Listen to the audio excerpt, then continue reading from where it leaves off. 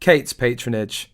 Tommy's Baby charity publishes rebuttal to claims in documentary that emotional stress causes miscarriages. When your documentary is so full of lies about miscarriages that a charity feels compelled to set the record straight, please help me find one redeeming quality in Meghan and Harry, because all I see is two people causing harm everywhere they go. Professor Siobhan Quenby, Deputy Director at Tommy's National Centre for Miscarriage Research, explains, "As it stands, our research doesn't currently show that stress directly causes miscarriage.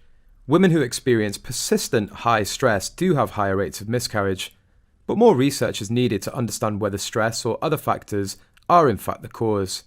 The most important thing is to get the right treatment and support at the right time during any pregnancy. Evidence shows women who experience miscarriage are at a higher risk of post-traumatic stress disorder and mental health problems, which is why families need specialist care and support after pregnancy loss." Harry and Meghan talked about the impact of stress in their lives on Meghan's miscarriage.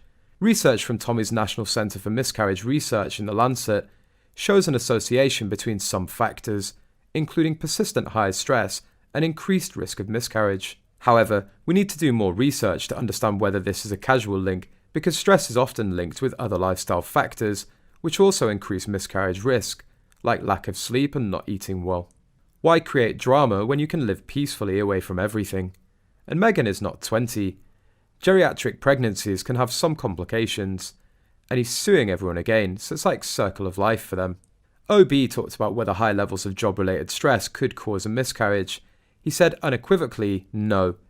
He proceeded to explain, regardless of how unethical the methods, Nazi doctors had conducted extremely well-documented, in-depth, egregious experiments over the span of about a decade, dedicated to discovering what makes a woman miscarry. Since this is fairly common, they inflicted all kinds of torture and psychological stress we couldn't imagine, including full-blown mock executions.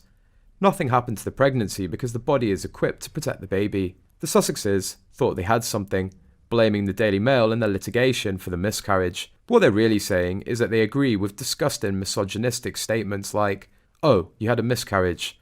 That's because you decided to work. If you were a good mother and loved your unborn baby, then you wouldn't have been working, since working is stressful. You losing the baby is your own fault because you're selfish and put work first." It's grotesque, and it pushes the idea that a miscarriage basically comes down to the pregnant woman not being able to control her emotions, which is one of the oldest misogynistic beliefs on the planet. Part of the issue that I have with the claim is that Henry sat beside a hospital bed holding a hand, blah blah blah.